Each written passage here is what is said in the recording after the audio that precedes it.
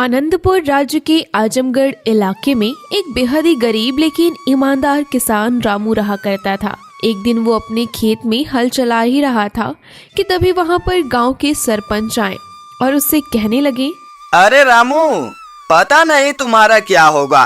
तुम्हारे पास इतना बड़ा खेत है, फिर भी तुम इतने ही इलाकों में उगा के बेचते और खाते हो।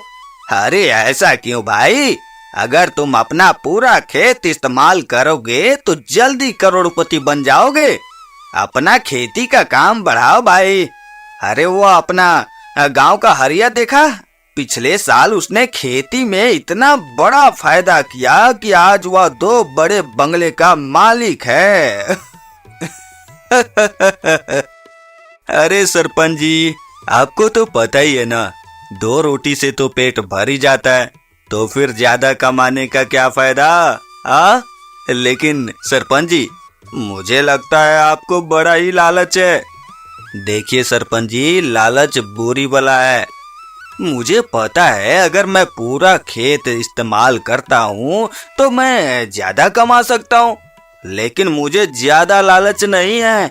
जितना काम करता हूँ उतना करके मैं बहुत खुश हूँ, और जितना कमाता हूँ उसमें मेरा गुजर बसर आराम से चल ही जाता है। अरे रामू, अब तो मैं क्या ही बताऊं। सरपंच और रामू ये बातें कर ही रहे थे कि तभी झाड़ियों में से सरपंच और रामू की बातें कोई छुप छुप कर सुन रहा था। तभी रामू की नजर अचानक उस अनजान आदमी पर पड़ी और वो सरपंच से कहने लगा, अरे सरपंच जी, आपने उन झाड़ियों के पीछे किसी को देखा क्या? तभी सरपंच जी असमंजस में रामू से पूछने लगे, कौन सी झाड़ी?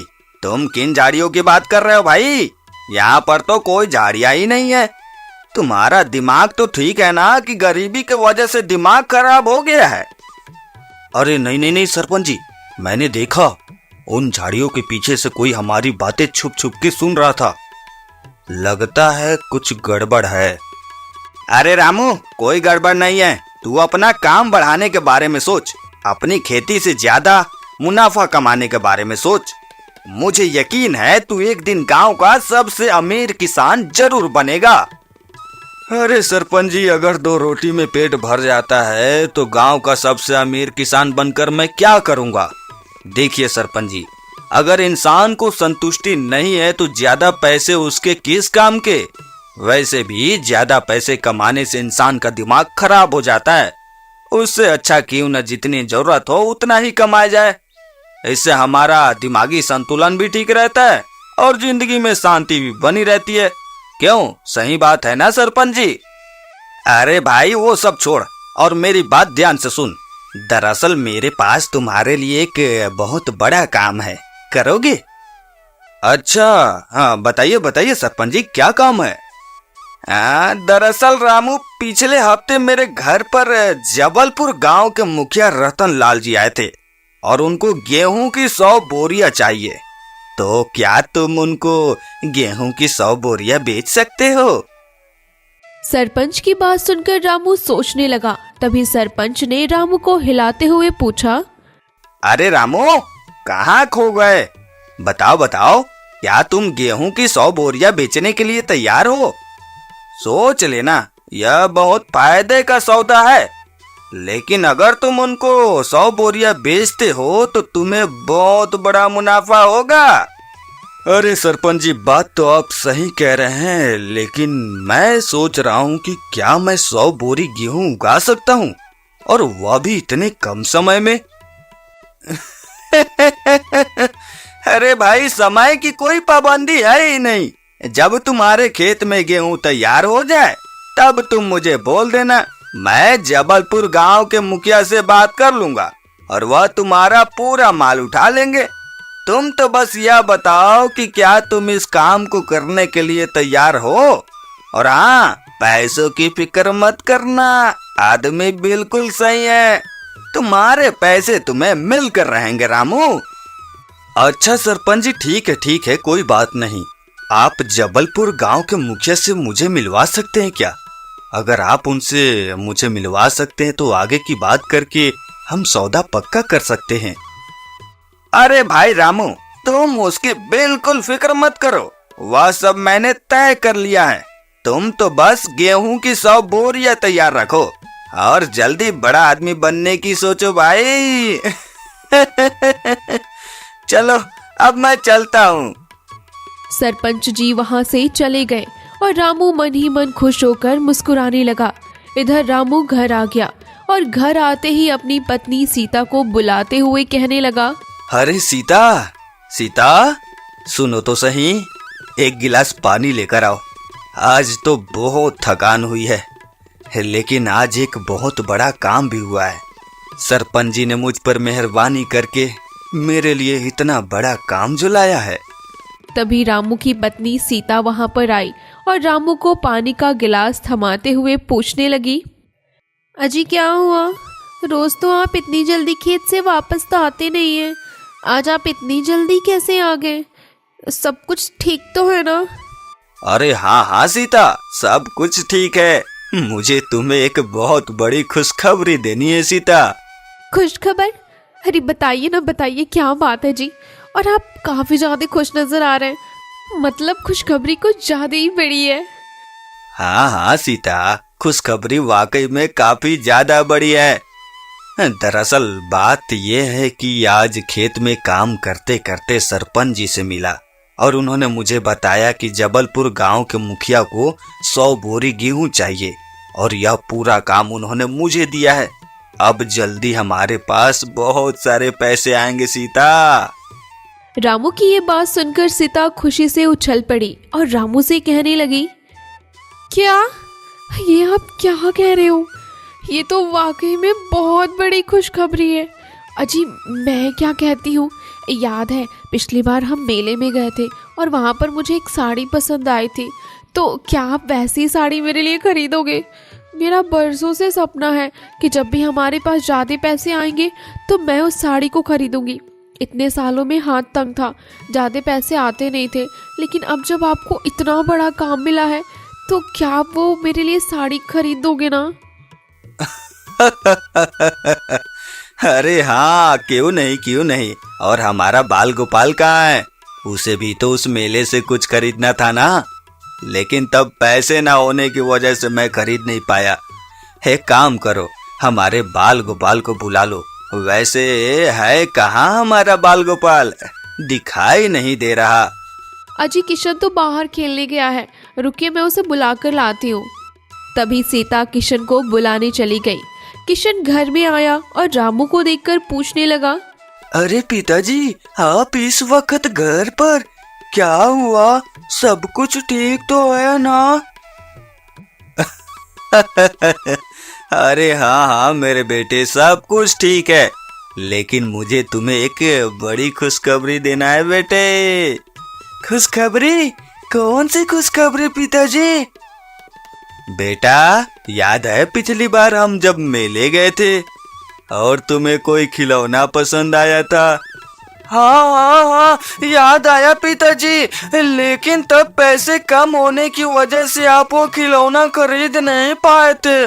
लेकिन कोई बात नहीं पिताजी, अगली बार जब हम मेले में जाएंगे तो मैं कोई सस्ता वाला खिलौना पसंद करूंगा, हम वह ले लेंगे। अरे नहीं नहीं, बिल्कुल नहीं बेटा, तुम्हें वही खरीद कर दूंगा, क्योंकि जल्दी हमारे पास बहुत सारे पैसे आने वाले हैं। तो वह खिलौना क्या, उससे भी महंगा कोई खिलौना होगा ना, तो वो भी मैं तुम्हें खरीद कर दे सकता हूँ बेटा। रामू की ये बात सुनकर किशन खुश होकर नाचने लगा। वाह वाह पिताजी, क्या खबर सुनाई आपने। अब जल्दी मैं उस महंगे खिलौने का मालिक बन जाऊंगा। पिताजी, माँ, चलिए ना, मुझे बहुत भूख लगी है, खाना खा लेते हैं। हाँ बेटा चलो खा लेते हैं, लेकिन आज पूरा दिन तू खेलते ही रह गया या पढ़ाई भी करेगा बेटा? अरे माँ, मेरी पढ़ाई पूरी हो चुकी है। क्या करती हो सीता, खेलने दो उसे, खेलने दे। वैसे भी सिर्फ पढ़ाई पढ़ाई नहीं करनी चाहिए, खेल कूद भी बहुत जरूरी है। हाँ हाँ अब चलिए खाना खा लेते हैं। वैसे सीता, तुमने आज खाने में क्या बनाया है? अरे आप चलिए तो सही, आप खाना देखोगे तो बहुत खुश हो जाओगे, चलिए। फिर रामू, किशन और सीता खाना खाने लगे। इधर सरपंच जी के घर पर सरपंच अपनी खिड़की पे खड़े होकर कुछ सोच रहे थे और अचानक डरावनी हंसी से हंसने लगे। आखिरकार यह रामू मेरी जाल में फंस ही गया। तभी अचानक पीछे से उनकी बीवी रमिला आई और वो सरपंच जी को इस तरह से हंसता हुआ देखकर उसने उनसे पूछा, अजी क्या हुआ, आप इस तरह हंस क्यों रहे हैं? किसी ने कोई चुटकुला सुना दिया क्या? पर यहाँ पर तो कोई भी नहीं है, तो फिर आप ऐसे अकेले में हंस क्यों रहे हैं?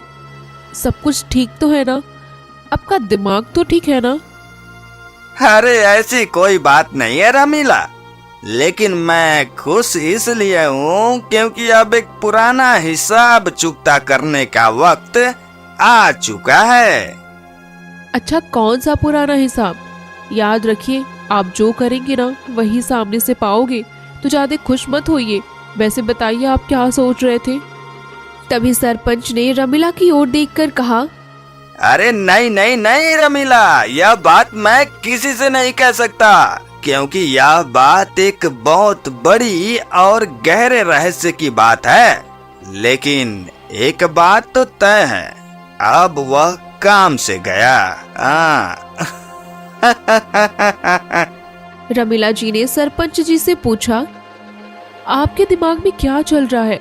आप किसके बारे में क्या सोच रहे हैं वो तो मुझे नहीं मालूम, लेकिन मुझे इतना जरूर मालूम है कि अगर आप इस बार फंसोगे तो बहुत बुरे फंसोगे जी। तो जो भी करना है बिल्कुल सोच समझ कर करना, वरना कहीं ऐसा ना हो कि लेने के देने पड़ जाए। अरे तुम इस मामले में ज्यादा दिमाग मत दौड़ाओ, तुम घर की बातों में ध्यान दो, बाहर की बातों में दखल अंदाजी नहीं, समझी? हाँ, बड़ी आई मुझे सिखाने। तभी रमीला जी वहाँ से चली गई और सरपंच फिर एक बार किसी गहरी सोच में चले गए। अजय क्या हुआ, आप क्या सोच रहे हैं? 100 बोरी गेहूं आप उगाकर बेच पाओगे या नहीं, उसके बारे में सोच रहे हैं ना? अजय ज्यादा मत सोचिए, आप इस काम को आराम से पूरा करेंगे और आप बिल्कुल फिक्र मत कीजिए। आपको जो भी मदद चाहिए वो मेरी सहेली के पति नारायण सिंह जी आपको जरूर दे देंगे। तभी रामू सीता को देखते हुए कहने लगा, अरे सीता, मैं वह नहीं सोच रहा था। दरअसल मैं यह सोच रहा था कि अचानक सरपंच जी ने मुझे 100 बोरी गेहूं की मांग के बारे में क्यों बात की। मतलब इतने सालों में तो सरपंच ने इस तरह की मांग कभी नहीं की थी, और अभी ऐसे समय में अचानक मुझसे 100 बोरी की मांग, आखिर क्यों? कहीं इसमें उनका कोई स्वार्थ तो नहीं होगा? तुम्हें क्या लगता है सीता, सरपंच की इसमें कोई बड़ी चाल हो सकती है क्या?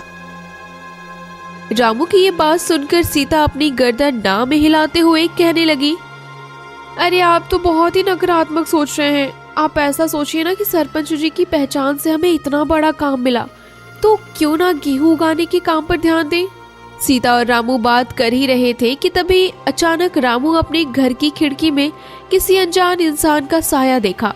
रामू तुरंत खाट से उठकर सीता से पूछने लगा, अरे सीता, वह देखा तुमने? खिड़की में किसी इंसान का साया देखा क्या? तभी सीता उससे कहने लगी, अजी बात तो आप सही कह रहे हैं, मैंने भी खिड़की में किसी का साया देखा, पता नहीं कौन होगा इस वक्त। सीता, मुझे तो कुछ गड़बड़ लग रही है। एक काम करता हूँ, बाहर जाकर देख लेता हूँ। लगता है कोई तो है जो हम पर नजर रख रहा है। वो घर के बाहर जाकर चारों ओर नजर घुमाने लगा। उसने दूर जाकर वहां देखा और झांकने लगा, लेकिन उसे कोई नजर नहीं आया। रामू सोचते सोचते अपने घर के दरवाजे तक पहुंचा ही था कि उसने अपने घर की खिड़की के बाहर एक धागा गिरा हुआ देखा। तभी रामू उस धागे के पास चला गया और उसे अपने हाथ में उठाते हुए कुछ सोचने लगा। तभी पीछे से उसकी बीवी सीता आई और वो रामू से पूछने लगी, अजी क्या हुआ, कोई दिखा क्या? कौन था वो इंसान और ऐसे हमारे घर की खिड़की में क्या कर रहा था? तभी रामू ने सीता को कोई जवाब नहीं दिया और चुपचाप घर के अंदर चला गया। पीछे पीछे उसकी बीवी सीता भी घर के अंदर आई। वो रामू से पूछने लगी।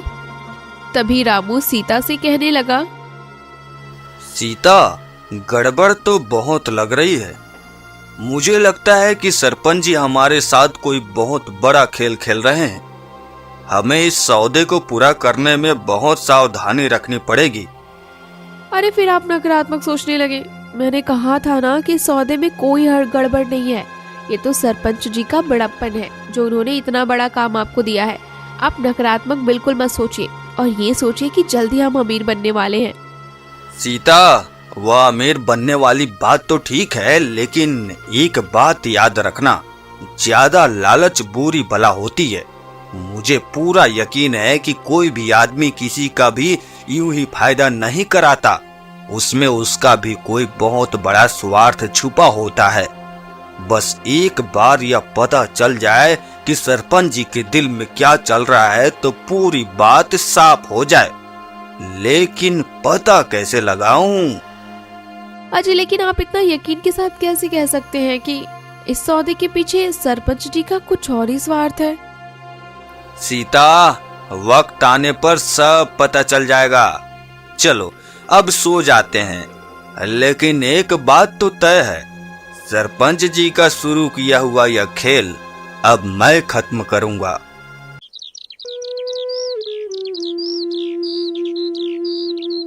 कई दिनों बाद सरपंच जी रामू के घर आए। सामने सरपंच जी को देखकर वो बहुत खुश हो गई और रामू को बुलाने लगी।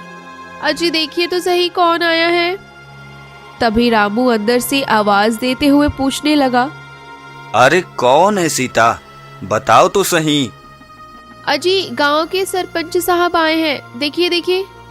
सरपंच जी को देखकर रामू बहुत खुश हो गया और सरपंच जी को अंदर बुलाते हुए कहने लगा, अरे सरपंच जी, आप आइए आइए, मैं आपका ही इंतजार कर रहा था। दरअसल आपने जो सौदा किया था ना, उस हिसाब से 100 बोरी गेहूं तैयार है। मेरे खेत के पास वाले गोदाम में 100 बोरी गेहूं रखे ही हैं। चलिए हम वहीं चलते हैं। लेकिन सरपंच जी, आप अकेले? आपके साथ जबलपुर गांव के मुखिया और उनके मजदूर नहीं आए? रामू की इस बात पर सरपंच जी जोर जोर से हंसने लगे। सरपंच जी को इस तरह कटाक्ष में हंसता हुआ देख सीता उनसे पूछने लगी, अरे सरपंच जी, आप इस तरह हंस क्यों रहे हैं? क्या बात है? जो भी बात है अभी कुछ देर में पता चलने वाली है। और हाँ रामू, ज्यादा खुश होने की जरूरत नहीं है, क्योंकि मुझे 100 बोरी गेहूं चाहिए ही नहीं। सरपंच की ये बात सुनकर रामू के पैरों तले जमीन खिसक गई और वो सरपंच जी से पूछने लगा, और सरपंच जी, यह आप क्या कह रहे हैं? मैंने आपके लिए इतनी मेहनत की, इतनी लागत लगाकर 100 बोरी गेहूं उगाए, और आप यह कह रहे हैं कि आपको 100 बोरी गेहूं चाहिए ही नहीं? हाँ हाँ रामू, मुझे कोई गेहूं नहीं चाहिए। अरे कभी चाहिए ही नहीं थे, ना ही मुझे और ना ही जबलपुर गांव के किसी मुखिया को। या तो बस तुम्हारे साथ एक पुराना हिसाब चुकता करना था, इसीलिए तुम्हारे साथ मैंने यह खेल खेला है। अब बैठो अपनी किस्मत पर रोते हुए। बहुत बड़ा अपने आप को होशियार समझता था ना तू। सबको कहता फिरता था लालच बुरी बला है, लालच बुरी बला है। तो तू भी तो उसी लालच के चक्कर में फंस गया ना। ऐसा ही है रामू, लोग सीख तो बड़ी बड़ी देते हैं, लेकिन खुद भी वही करते हैं जिसके खिलाफ वो खुद बोलते हैं। चलो मैं चलता हूँ, और हाँ, अपनी किस्मत पर रोना भूलना मत। सरपंच की ये बात सुनकर सीता गुस्से में आ गई और सरपंच जी को कहने लगी, सरपंच जी, आपने ये बिल्कुल ठीक नहीं किया। आपको पता है आपके सौदे के भरोसे मैंने, मेरे बेटे ने और मेरे पति ने कितने सारे सपने देखे थे। आपने ये बिल्कुल अच्छा नहीं किया। सरपंच जी देखना, आपके इस बुरे काम का नतीजा बुरा ही होगा। तभी सरपंच रामू के घर से चला गया। यहाँ सीता रामू को दिलासा देते हुए कहने लगी, अजय आप चिंता मत कीजिए, मुझे पूरा यकीन है हमारे साथ कुछ बुरा नहीं होगा। हमने अगर किसी का बुरा नहीं किया तो हमारे साथ कुछ भी बुरा नहीं होगा। तभी रामू मन ही मन मुस्कुराते हुए अपनी बीवी सीता से कहने लगा, अरे सीता, चिंता करने की कोई जरूरत नहीं है। हमारे साथ कुछ बुरा नहीं हुआ है। तुम बिल्कुल सही कह रही हो। अगर हम किसी का बुरा नहीं करेंगे तो हमारे साथ भी बुरा नहीं होता। रामू की ये बात सुनकर सीता असमंजस में पड़ गई और उससे कहने लगी, अजी आप क्या कह रहे हैं? सरपंच जी ने हमें इतना बड़ा धोखा दिया और आप कह रहे हैं कि हमारे साथ अच्छा हुआ। सीता, किसने कहा कि हमारे साथ बुरा हुआ है? हमारे साथ कुछ भी बुरा नहीं हुआ है। क्या? मुझे तो कुछ समझ ही नहीं आ रहा है। सरपंच जी ने हमसे इतना बड़ा सौदा किया और मौके पर हमें धोखा दे दिया। क्या ये हमारे साथ बुरा नहीं हुआ? और उन 100 बोरी गेहूं का क्या जो आपने उगाए थे? अब उन 100 बोरी गेहूं का क्या? और आपने जो इतना खर्च किया उस खर्च का क्या? अरे सीता, कौन से 100 बोरी गेहूं? मैंने तो कोई 100 बोरी गेहूं उगाए ही नहीं थे। रामू की ये बात सुनकर सीता बहुत खुश हो गई और रामू से पूछने लगी, क्या सच में? मतलब इतने दिनों से आप मुझसे झूठ बोल रहे थे? सीता, माफ करना, लेकिन यह सब मेरे ही योजना का एक हिस्सा था। मुझे पहले से ही सरपंच जी की बातों पर भरोसा नहीं था। मुझे पक्का यकीन था कि उनके दिमाग में मुझे धोखा देने की योजना बन चुकी थी। अजी लेकिन मुझे एक बात समझ नहीं आई, आपको सरपंच की बातों पर शक कैसे और क्यों हुआ? अरे सीता, दरअसल कुछ साल पहले हुआ यूं था। रामू अपने खेत में काम कर रहा था, तभी अचानक वहाँ पर हरिया आ गया और रामू को आवाज लगाते हुए पूछने लगा, अरे रामू, अरे जरा यहाँ आओ तो सही, तुमसे कुछ जरूरी बात करनी है भाई। तभी रामू अपना काम छोड़कर हरिया के पास आया और उससे पूछने लगा, अरे हरिया, क्या हुआ? इतनी हड़बड़ी में क्यों नजर आ रहे हो? अरे भाई, सरकार की तरफ से एक बहुत ही जरूरी आदेश आया है। आदेश के अनुसार जिनके पास खेती की जमीन है उनको एक सरकारी कागज पर दस्तखत करने होंगे। अगर दस्तखत नहीं हुए तो तुम्हारी जमीन तुम्हारे हाथ से चली जाएगी भाई। हरिया की ये बात सुनकर रामू चौंक उठा और कहने लगा, क्या? यह तुम क्या कह रहे हो? दिखाओ दिखाओ, कौन सा कागज है? तभी हरिया ने रामू को एक कागज दिखाया और उससे कहा, यह देखो रामू, ये कागज है, इस पे तुम्हारे दस्तखत चाहिए। तभी रामू ने उस कागज पर हड़बड़ी में अपने दस्तखत किए और हरिया वहाँ से चला गया। दरअसल वो हरिया सरपंच के साथ मिला हुआ था। सरपंच जी को हमारा पूरा खेत अपने नाम कराना था और इसीलिए उसने यह नकली दस्तावेज बनाकर उस पर रामू के दस्तखत लिए थे। लेकिन इस पूरी चाल में सरपंच जी फंस गए, क्योंकि मैंने असली नहीं बल्कि नकली दस्तखत किए थे। इसी कारण सरपंच जी हमारी जमीन अपने नाम पर नहीं कर सके और सीता, इसी बात का बदला लेने के लिए सरपंच जी ने मेरे साथ यह घिनौना खेल खेला। लेकिन देखा किस्मत का खेल। सीता, बुरे काम का अंजाम बुरा ही होता है और अच्छी नीयत से किए हुए काम का अंजाम बहुत अच्छा होता है। और अगर मैंने लालच की होती तो आज मैं बहुत बुरा फंसता। हाँ। उधर सरपंच जी की पूरी हकीकत पता चली और वो अपना घर पीटते रह गए। बचाओ, बचाओ, कोई मेरी मदद करो, कोई मेरी मदद करो। अरे, ये आवाज तो झाड़ियों के पीछे से आ रही है। कहीं कोई किसी मुसीबत में ना हो। हे ऊपर वाले, अब मैं क्या करूं? तालाब में जाल छोड़कर गया तो जाल तो बह जाएगा, और यदि उस लड़की की चीख सुनकर भी नहीं गया तो मेरी तो इंसानियत पे लानत होगी। अरे ये कहाँ फंस गया? हे भगवान, अब मैं क्या करूं? क्या करूं? वो सोच ही रहा था, तभी चीख की आवाज फिर आई। इस धरती पे सबके दिल पत्थर के हो गए हैं क्या? किसी को मेरी आवाज सुनाई नहीं दे रही। मेरे छोटे छोटे बच्चे हैं, मेरे जाने के बाद उनका क्या होगा? मुझे पता होता इस जंगल में इतना खूंखार कुत्ता है तो मैं कभी आती ही नहीं। अरे ये क्या? इस लड़की की आवाज सुनकर तो मैं डर ही गया था। मुझे लगा किसी मुसीबत में है बेचारी। अब पता लगा ये तो कुत्ते से डर के छुपी हुई है। अरे धात, अब भला कुत्ते के काटने से कोई मरता है क्या? या नहीं तो ये लड़कियां भी ना सारे जमाने से लड़ लेंगी, परंतु कुत्तों से आज भी डरती हैं।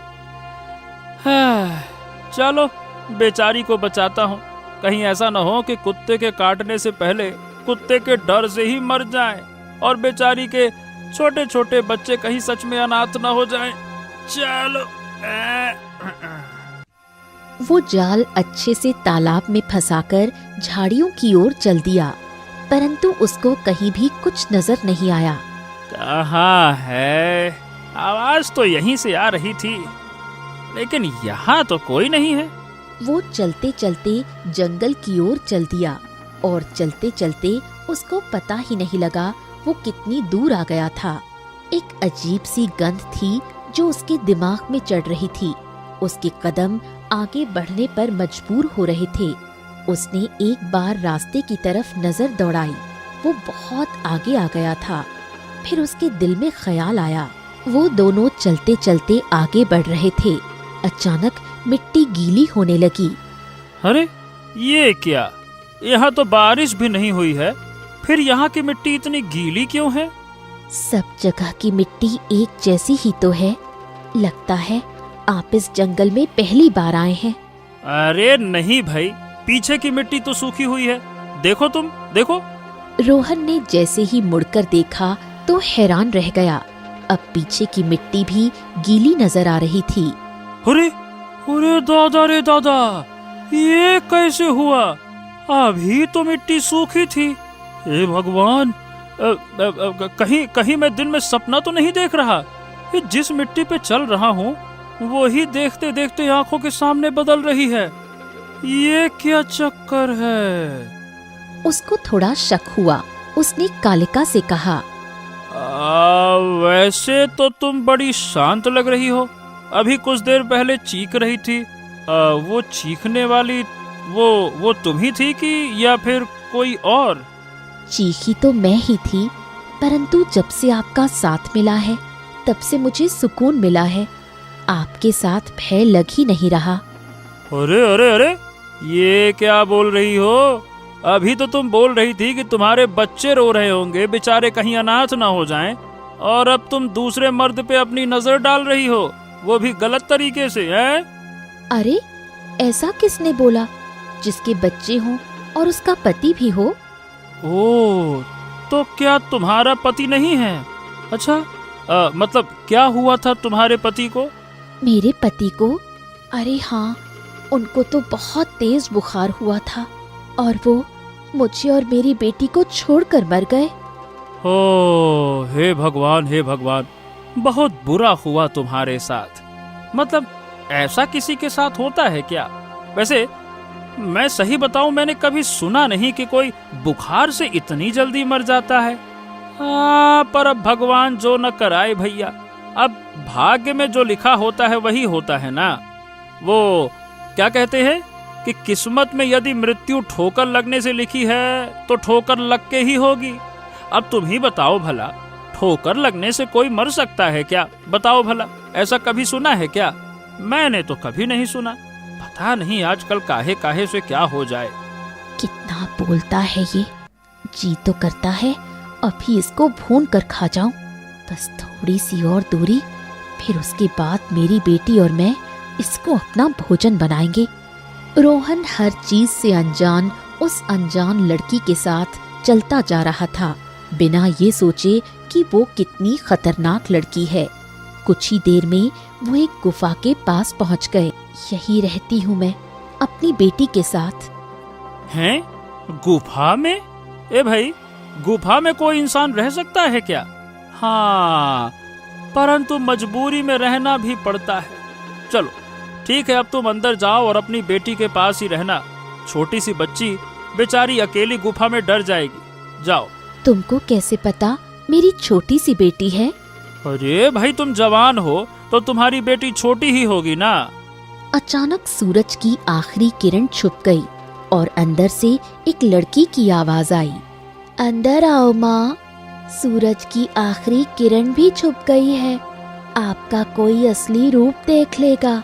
रोहन ने देखा उसके सामने जो सुंदर स्त्री खड़ी थी अब वो एक बूढ़ी में बदल चुकी है। उसके चेहरे की सारी झुर्रियां दिख रही थीं। वो एक साधारण नहीं, डरावनी बुढ़िया में बदल गई थी। रोहन उसको देखकर 2 कदम पीछे हट गया। अरे ये तुम्हारा चेहरा इतना जल्दी कैसे बदल गया? अभी तो तुम सुंदर स्त्री थी। कौन हो तुम? मुझे बताओ, कौन हो तुम? कौन हो?